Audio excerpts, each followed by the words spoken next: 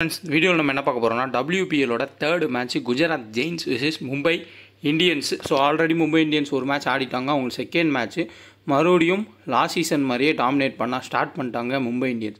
Last பாலில் Delhi Capitals கூட ஜெயித்தாங்க. But close மேட்சாக தான் போச்சு. இருந்தாலுமே மும்பையோட டீம் தான் ஓவரால் பார்க்குறப்போ ரொம்ப ஸ்ட்ராங் டீமாக தெரியுறாங்க இந்த சீசன்லேயும். சப்போஸ் இந்த சீசன்லேயுமே அவங்க கப் அடித்தாலும் ஆச்சரியப்படுறதுக்கு எதுவுமே கிடையாது. பட் குஜராத் ஜெயின்ஸில் ஓரளவுக்கு ஆல்ரவுண்டர்ஸ் இருக்காங்க. பட் பெரிய அளவில் ஸ்ட்ராங் டீமாக அப்படின்னு கேட்டோம்னா மும்பை கூட கம்பேர் பண்ணுறப்போ வீக்காக தான் தெரியுறாங்க. இந்த மேட்ச் 25 2024 7:30 வந்து மேட்ச் ஸ்டார்ட் ஆகும் சின்னசாமி ஸ்டேடியமில். பிச்சை பொறுத்தவரையும் ஃபஸ்ட்டு மேட்ச்சில் எப்படி போயிருந்துச்சுன்னா மீடியம் பேஸஸ்க்கு சப்போர்ட் பண்ணி பேட்டர்ஸ்க்கு நல்லாவே ஹெல்ப் பண்ணிச்சு. கட் ஷாட் ஆடினா குயிக்காக வந்து 4க்கு போகிற மாதிரி தான் வந்து விக்கெட்டுன்றதே இருந்துச்சு. பெரிய அளவில் ஸ்பின்னர்ஸுக்கு ஹெல்ப் பண்ணுறது கிடைக்கல. ஜஸ்ட்டு தூக்கி போட்டு ஏதோ லக்கில் விக்கெட் எடுக்கிறத தவிர்த்து பெரிய டேர்னோ ஒரு பவுன்ஸோ வந்து ஸ்பின்னர்ஸ் கிடைக்கல. மீடியம் பேசர்ஸ் அதை வந்து யூஸ் பண்ணிக்கிட்டாங்க. இனிஷியல் ஸ்விங்குமே வந்து அதிகமாக இருந்துச்சு. ஃபஸ்ட்டு பவுல் பண்ணுறப்பையும் சரி, செகண்ட் பவுல் பண்ணுறப்பையும் சரி, அந்த இனிஷியல் பேட் பண்ணுறவங்க அந்த ஸ்விங்கில் அவுட் ஆகிறதுக்கான சான்ஸ் வந்து இருக்கலாம். அந்த விக்கெட்டில் ஹீலி மேத்யூஸும் சரி, அந்த சைடில் சஃபாலி வருமா, ரெண்டு பேருமே ஹிட் ஆர் ஃப்ளாப் பிளேயர்ஸ் தான். ஸ்விங் பவுலர்ஸ் அதிகமாக ஸ்விங் பண்ணுறப்போ அவுட் ஆனாங்க. மேபி இந்த மேட்ச்லேயுமே அதே மாதிரி போனாலும் போகலாம். ஸ்விங் பவுலர்ஸும் ஒரு முக்கியத்துவமாக இருப்பாங்க அந்த இனிஷியல் ஸ்பெல் போடுறப்போ. அதிலே வந்து மீடியம் பேசர்ஸ்க்கு ஹெல்ப் கிடைக்கின்றதை நம்ம பிடிச்சிக்கலாம். ஸோ ஓவரால் பார்த்தோம்னா ஹெட்டுகெட்டில் 2 மேட்ச் வந்து ஆடிருக்காங்க. ரெண்டுமே மும்பை இந்தியன்ஸ் உமன்ஸ் தான் ஜெயிச்சிருக்காங்க. குஜராத் ஜெயின்ஸ் உமன்ஸ் ஜெயிக்கவே கிடையாது. ப்ளஸ் ஓவரால் இங்கே நடக்கிற மேட்சஸில் சேசிங் டீம் அதிகமாக வந்து வெற்றி பெறுறாங்க. லாஸ்ட் மேட்ச் மும்பை டெல்லி கூட ஜெயிச்சிருப்பாங்க. அதுக்கடுத்த மேட்ச் வந்து என்ன ரிசல்ட்டுன்றது அடுத்து தான் தெரியும். நான் முன்னாடியே வந்து மேக் பண்ணிகிட்டு இருக்கிறதுனால தெரியல. முடிஞ்ச அளவுக்கு ஃபஸ்ட்டு மேட்ச் வந்து நல்ல ஒரு வின்னிங்ஸ்ன்றது கிடச்சிருந்துச்சு. ஸோ ஃபேப்லோன் ஆப்பை இன்ஸ்டால் பண்ணிங்க. உங்களுக்கு ஜிஎஸ்டியும் கிடையாது. அவங்க என்ட்ரி ஃபீஸை கூட்டவும் கிடையாது. குறைச்ச என்ட்ரி ஃபீஸில் உங்களுக்கு ஜிஎஸ்டி இல்லாமல் கொடுக்குறாங்க. எஸ்ஆர் நோவும் நீங்கள் ப்ளே பண்ணலாம். 2K டெக்கன் ரெஃபர் கூட பயன்படுத்தி இன்ஸ்டால் பண்ணுங்கள். போனஸ் கொடுப்பாங்க, அதையும் நீங்கள் யூஸ் பண்ணிக்கலாம். வாங்க வீடியோக்குள்ளே போகலாம். ஸோ நிறைய டைம் சொல்லியிருக்கேன், பட் இருந்தாலும் மறுபடியும் ஒரு டைம் சொல்கிறேன். நம்ம டெலகிராமில் சேஃபாக ஜாயின் பண்ணுங்கள். ஒரிஜினல் சேனலாக செக் பண்ணி ஜாயின் பண்ணுங்கள். நம்ம ஒன்லி ஃப்ரீ டீம்ஸ் தான் கொடுத்துட்ருக்கோம். அதேமாதிரி அமௌண்ட்டு கொடுத்து எங்கேயுமே டீம் வாங்காதீங்க. ஃபேண்டசியில் வின்னு லாஸ்ன்றது சகஜம். யாருனாலையுமே 100% வின்னிங்கிறது கொடுக்க முடியாது. முடிஞ்ச அளவுக்கு ஓன் டீமை க்ரியேட் பண்ணுங்கள். கிராண்ட் லீக்கில் வீடியோ பாருங்கள், நிறைய டீம்ஸை மேக் பண்ணுங்கள். ஸ்மால் லீக்கில் நம்ம கொடுக்குறோம், அதில் ஒரு சில சேஞ்சஸ் பண்ணி கூட ப்ளே பண்ணுங்கள். இதை தான் வந்து நான் சொல்கிறது. ஸோ கரெக்டான அட்ரஸ் இது தான், பார்த்துக்கோங்க. நம்ம சேனலுக்குள்ளே வந்தாலே நம்ம எல்லா ஆப்ஸுக்கான லிங்க்ஸ் எல்லாமே வந்து நம்ம போஸ்ட் பண்ணியிருப்போம். அதில் பார்த்தாலே உங்களுக்கு தெரியும். வின்னிங்ஸ் வந்து இதான் வந்து WPLக்கான ஃபஸ்ட்டு மேட்ச் வின்னிங்ஸு. ஓரளவுக்கு ஆவரேஜ் வின்னு சொல்லலாம். பெரிய அளவு வின்னிங்ஸ்னு நம்ம சொல்ல முடியாது. ஓகே, டீசெண்டான ஒரு வின்னிங்ஸ் தான். வின்னிங் கிடச்சிச்சு. ஏன்னா ஹீலி மேத்யூஸ் ஃப்ளாப் ஆகிறதுக்கான வாய்ப்பு இருந்ததுனால நான் மாற்றி வந்து கொடுத்துருந்தேன். முன்னாடியே சேஃப்டின்னு சொல்லியிருப்பேன். அது சஃபாலி வர்மாவுக்கு பதிலாக ஜெனிமா ரோட்ரிஸோ இல்லை வேறு யாரோ எடுத்திருந்தோம்னா மிகப்பெரிய ஒரு வின்னு கிடச்சிருக்கும். முடிஞ்ச அளவுக்கு நான் முன்னாடியே சொன்ன மாதிரி south Africa T20, IL T20, PSL எதுவுமே நம்பிக்கை கிடையாது. WPL IPLக்கு நம்ம எல்லா மேட்சுக்கும் வீடியோவும் ப்ளஸ் டீமும் கொடுப்போம். BPL மாதிரியே அதை ஃபாலோ பண்ணுவோன்னு சொல்லியிருப்பேன். அதை கண்டிப்பாக நம்ம வந்து ஃபாலோ பண்ணி கொண்டு போவோம். ஸோ நீங்கள் முடிஞ்ச அளவுக்கு டெலகிராம் ஜாயின் பண்ணுறவங்க ஒரிஜினல் சேனல்ன்றதை பார்த்து ஜாயின் பண்ணுங்கள். அதேமாதிரி டிஸ்கிரிப்ஷனில் ஆப்ஸுக்கான லிங்க் இருக்குது, இன்ஸ்டால் பண்ணிக்கோங்க. IPL வரப்போ ரொம்ப யூஸ்ஃபுல்லாக இருக்கும். ஸோ இப்போது ஃபுல் அனலைஸ் வந்து பாருங்கள், லைக் பண்ணிட்டு பாருங்கள் வீடியோவை. அப்போ தான் இன்னும் கொஞ்சம் பேத்துக்கு வந்து போகும். ஏன்னா இவ்வளோ தூரம் நம்ம வந்து எடுத்து கொடுக்குறோம். ஸோ இந்த மேட்ச்சுக்கு நான் முன்னாடியே சொல்லியிருப்பேன், ஹெட் டு ஹெட் வென்யூ வந்து நான் வித்தியாசமாக டேரெக்டாக ஸ்கோர் கார்டை வந்து கொடுத்துருக்கேன். அதையும் பாருங்கள், நல்ல வந்து ஒரு புரிதல் இருக்கும். ஸோ பார்க்க third match Gujarat Giants women's versus Mumbai Indians women's full details வந்து பார்ப்போம். ஃபர்ஸ்ட் ஆஃப் ஆல் நம்ம பார்த்தோம்னா ஹீலி மேத்யூஸ் வந்து பெரிய அளவில் ஃபார்மில் இல்லை. அவங்க ஃபார்மில் இருந்த காலகட்டம் அந்த ஆஸ்திரேலியாவும் வெஸ்ட் இண்டீஸும் பைலேட்டர் சீரிஸ் ஆடுறப்போ ஓரளவுக்கு 100, அதுக்கப்புறம் 2 விக்கெட் அப்படி எடுத்தாங்க. அப்புறமா அவங்க மெல்பர்ன் ரெனகேட்ஸ்க்கு ஆடப்போ ரொம்ப புவராக தான் பெர்ஃபார்மன்ஸ் பண்ணாங்க. ஃபஸ்ட்டு பவுல் பண்ணுறப்போ டெத்தில் போடுறப்போ ஒரு 1 or 2 விக்கெட்ஸ் கிடச்சிச்சு. பேட்டிங்கில் 20 ரன் ஆடினாங்க. பட் அவங்களோட அவுட் ஆஃப் ஃபார்ம்ன்றது கண்டினியூ ஆகுது. அது நம்ம பார்த்தோம். லாஸ்ட் மேட்ச்சுமே அவங்க பெர்ஃபார்மன்ஸ்ன்றது அவ்வளோ புவராக தான் இருந்துச்சு. அதேமாதிரி இந்த சைடில் லிட்ஃபீல்டை பொறுத்தவரைய நிறைய பேர் யோசிக்கலாம். இப்போ ரீசெண்ட் டைம்ஸில் அவங்க பெர்ஃபார்ம் பண்ண எல்லா மேட்சுமே ஃப்ளாப்பு தான். சவுத் ஆஃப்ரிக்கா கூட அது இல்லைன்னு சொல்ல முடியாது. பட் இந்தியாவில் ஆடினப்போ கன்சிஸ்டண்ட்டாக வந்து ஆடிருந்தாங்க இந்தியாவுக்கு எதிராக. அதை நம்ம கொஞ்சம் நோட் பண்ணணும். மேபி அவங்களுக்கு ஒரு இந்தியன் விக்கெட் வந்து ஹெல்ப்ஃபுல்லாக இருக்கலாம். அதை கண்டினியூ பண்ணி கொண்டு போகவும் சான்ஸ்ன்றது. பெஸ்ட்டு ஃபீல்டரும் கூட 2 கேட்ச் பிடிக்கிறதுக்கு வாய்ப்பு இருக்கும். பெத் மோனியும் சரி, லிட்ஃபீல்டும் சரி ரொம்ப இம்பார்ட்டன்ட்.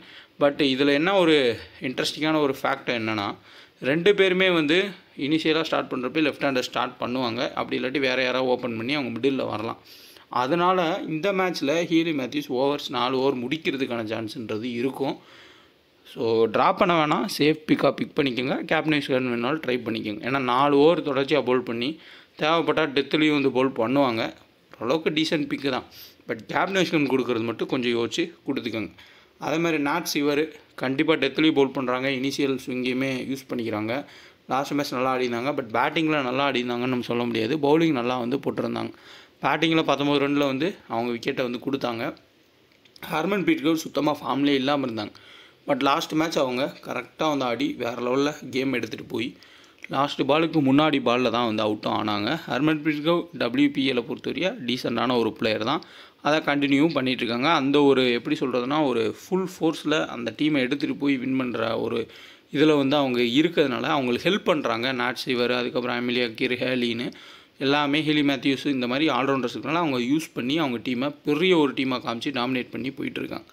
இஸ்மாயில் இனிஷியல் ஸ்விங் இருக்கும். ஸோ இஸ்மாயிலோட ஸ்விங்கில் கண்டிப்பாக லித்ஃபீல்ட் ஆர் பெத்மோனி யாராச்சும் வந்து ஸ்ட்ரகிள் ஆகலாம். பட் நின்றுட்டாங்கன்னா இஸ்மாயில் 0 விக்கெட்ஸில் போகிறதுக்கான சான்ஸ் ரொம்ப ரொம்ப அதிகம். சாய்கா ஈசாக்கு இந்த மேட்ச்சில் ஃப்ளாப் ஆகிறதுக்கான வாய்ப்புகள் இருக்கலாம். ஏன்னா பவர் பிளேயில் கொடுக்குறாங்க. பவர் பிளேயில் 2 லெஃப்ட் ஹேண்டர்ஸ் இருக்கிறப்போ கொடுக்குறது கொஞ்சம் கஷ்டம். அதுக்கப்புறம் மிடில் வேணால் மேபி கொடுத்து விக்கெட் எடுக்கலாம். இருந்தாலும் சாய்கா ஈசாக் மினிமம் ஒரு 1 or 2 விக்கெட்ஸ் வந்து எடுக்கலாம்.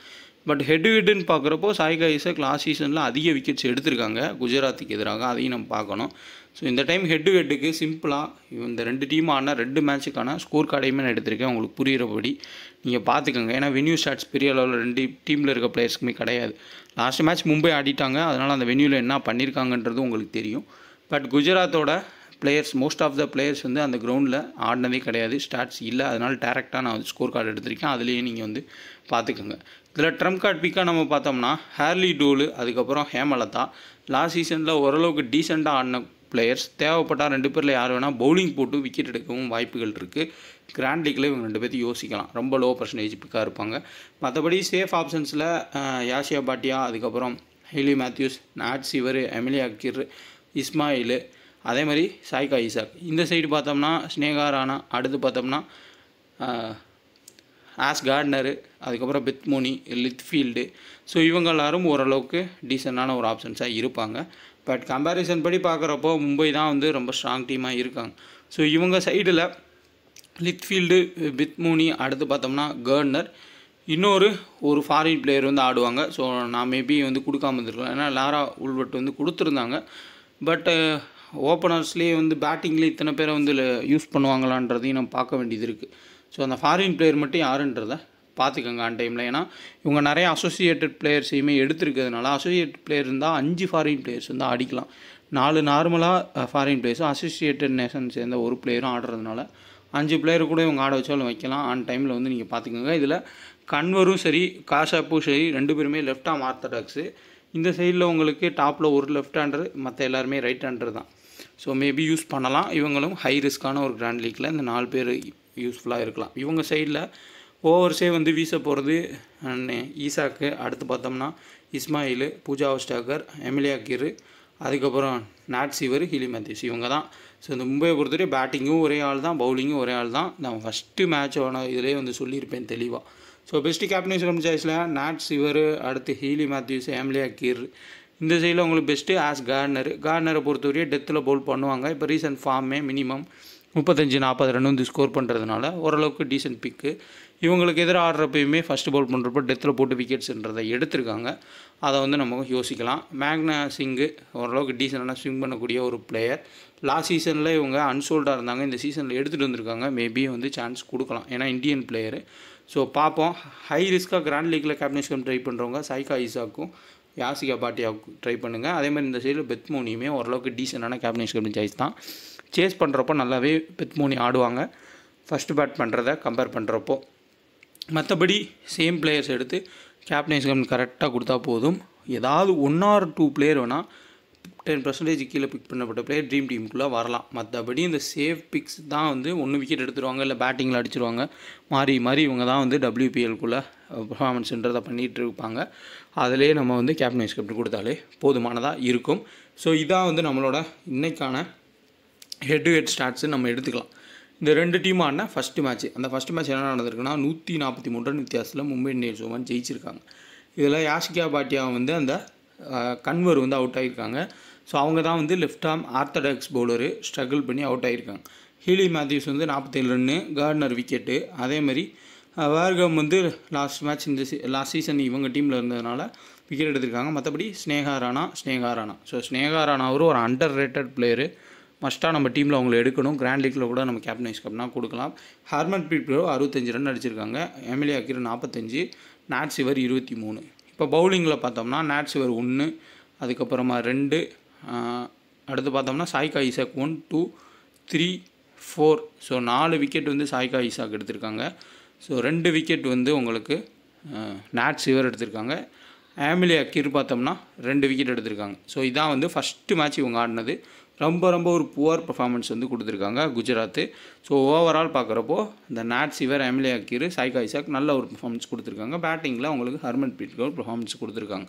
ஸோ இதையும் வந்து கொஞ்சம் நோட் பண்ணி வச்சுக்கோங்க. என்னை பொறுத்தவரையும் மும்பை ஜெயிக்கிறதுக்கான வாய்ப்புகள் ரொம்ப அதிகம். இதே டீமு ரெண்டாவது டைம் ஆடுறப்போ நடந்தது. இதில் பார்த்தோம்னா ஹீலி மேத்யூஸ் 0, நாட் சிவர் ஒரு டீசெண்டாக 36 ரன்னு, ஹர்மன்ப்ரீத் கௌர் திருப்பி 50. ஸோ அப்போது 2 மேட்ச்லையுமே ஹர்மன்ப்ரீத் கௌர் 50+ அடிச்சிருக்காங்க.